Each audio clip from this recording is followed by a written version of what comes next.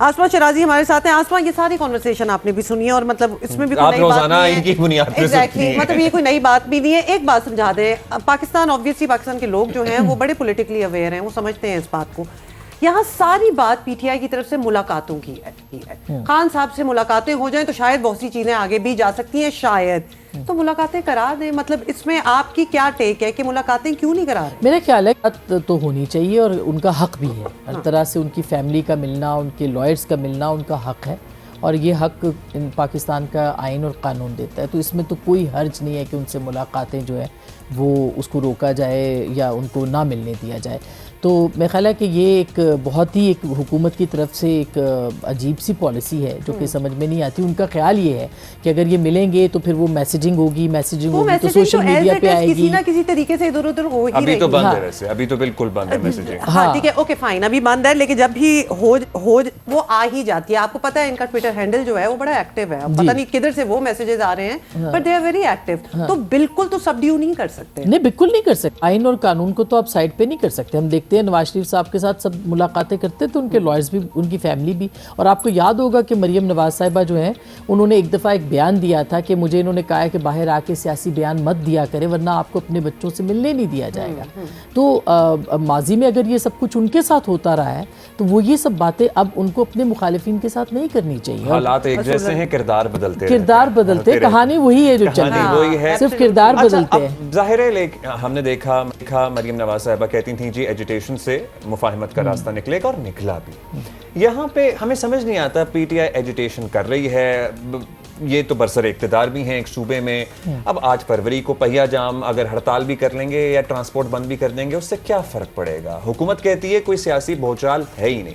आप being a political science student and a senior journalist, आपको लगता है एक सियासी अदम इस्तेहकाम का शिकार है पाकिस्तान इस वक्त? देखिए, एक अदम इस्तेहकाम हम इसको उस वक्त जब सड़कों पे होते हैं, एहतजाज होता है, रोड्स ब्लॉक होते हैं, जब एक अनसर्टेनिटी होती है, क्योस होता है, तो तब तो होता है अदम इस्तेहकाम। लेकिन जो मौजूदा सूरत हाल है इसको भी हम कोई बहुत स्टेबिलिटी इसको भी नहीं कह सकते हैं। एक अजीब सी सूरत हाल में पाकिस्तान है, एक जमूद का शिकार है। जो स्टैगनेंस होती है वो रास्ता रोक देती है। जहाँ पे आपका एक बैरियर है, आप वहीं खड़े हैं और उसी जगह पे अपने आप को मुस्तहकम कर रहे हैं, अपने कदमों को जमा रहे हैं, लेकिन आप आगे नहीं बढ़ पा रहे। तो पाकिस्तान असल में इस वक्त जमूद का शिकार है। उस जमूद को तोड़ने के लिए जो है वो हुकूमत को, रियासत को, अपोजिशन को, उन सबको जो है वो सरेंडर करने के लिए कोई भी तैयार नहीं है। लेकिन मेरे ख्याल है सबसे ज़्यादा क्लैरिटी, चूँकि पाकिस्तान तहरीक इंसाफ का नैरेटिव भी यही है कि इमरान खान साहब जेल से बैठ के सारा सिस्टम चला रहे हैं, इमरान खान साहब जो है वो सिस्टम के बाप हैं,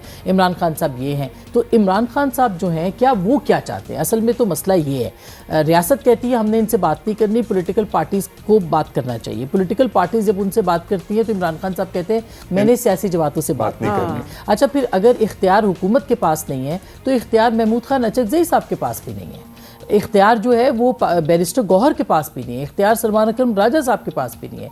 वो इख्तियार भी उन्होंने सिर्फ इमरान खान साहब को दिया हुआ है कि वो बात करें। तो मेरा ख्याल है ये इख्तियार की जो लड़ाई है, इस इख्तियार की लड़ाई में से कोई चले नीचे से शुरू कर दे, मगर कहीं ना कहीं तो इस बात को ये एडवाइस बड़ी अच्छी है, कौन लेगा? मतलब हम देख रहे हैं कि एक कदम आगे हो तो 2 कदम पीछे ही जाते हैं, कोई मूवमेंट आगे नहीं जा रही।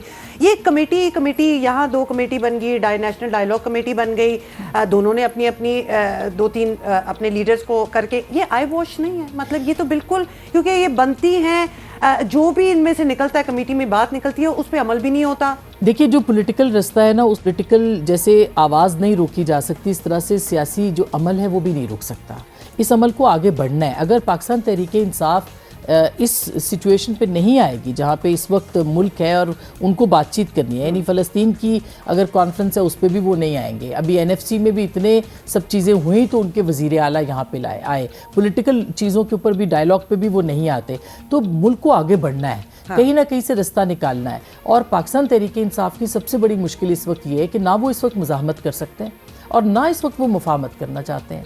और मुफाहमत वो इमरान खान साहब के बगैर नहीं करना चाहते। इमरान खान साहब किसी और पे ट्रस्ट नहीं करते। यही वजह है कि उन्होंने अचकज़ई साहब और राजा नासिर अब्बास साहब को कहा, लेकिन उनके ऊपर भी पूरा ट्रस्ट नहीं है। अब मसला ये है कि ये जो पॉलिटिकल जो उनकी इंतज़ामी नीचे पार्टी है वो तकरीबन हिल चुकी है। और पार्टी जो पॉलिटिकल पार्टी होती है, आप एक गिरोह को अलग कर दें, तितर बितर भी है। वो ना तितर सिर्फ ये, बितर। अच्छा, आसमा- हमने इनका एजुटेशन पॉलिसी, क्योंकि एजुटेशन वो भी देख लिए, वो भी इतनी इफेक्टिव अच्छा, नहीं हमारे है पास- जो कि हमने इन द पास्ट इफेक्टिव देखी है। Certainly. हमने हमारे पास टाइम कम है, हमने ब्रीफली जो प्रेस कॉन्फ्रेंस थी और आपके सवाल का जवाब भी बड़ा इंटरेस्टिंग था जो आपने उसमें किया था, बाइख्तियार और बेख्तियार होने का। एट द सेम टाइम आपको क्या लग रहा था कि वो प्रेस कॉन्फ्रेंस किसी आने वाली तब्दीली का प्रेमिस है, पेशखेमा है, पर्टिकुलरली खैबर पख्तूनख्वा हुकूमत के किरदार को लेके? कल यहाँ हमारे पास इसी कुर्सी पे हनीफ अब्बासी साहब बराजमान थे और उन्होंने कहा कि हम बिल्कुल रियासत अब स्टैंड लेगी और ये नहीं चल सकता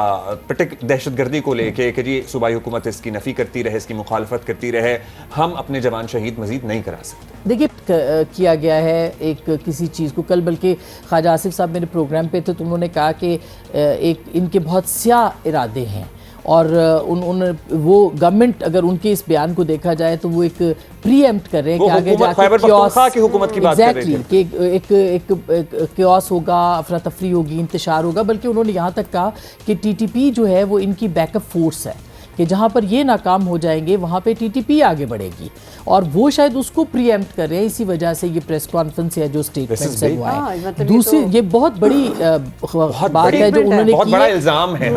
बिल्कुल इल्जाम है। और दूसरी तरफ जो है वो सुहेल आफरीदी साहब बार बार ऑपरेशन के खिलाफ बात कर रहे हैं। इस प्रेस कॉन्फ्रेंस से 2 दिन पहले उन्होंने ऑपरेशन के ऊपर बात करना शुरू कर दी थी। इसका मतलब है कि वो भी प्रीएम्प्ट कर रहे हैं। मसला ये है कि पाकिस्तान तहरीक इंसाफ की दहशतगर्दी के ऊपर पॉलिसी ये है कि आपने उनसे बातचीत करनी है, दहशतगर्दों से, उनके खिलाफ कार्रवाई नहीं करनी। फिर जब इमरान खान साहब ये कहते हैं कि अगर दहशतगर्दों के खिलाफ कार्रवाई की जाएगी तो फिर हमें कमज़ोर किया जाएगा एएनपी की तरह।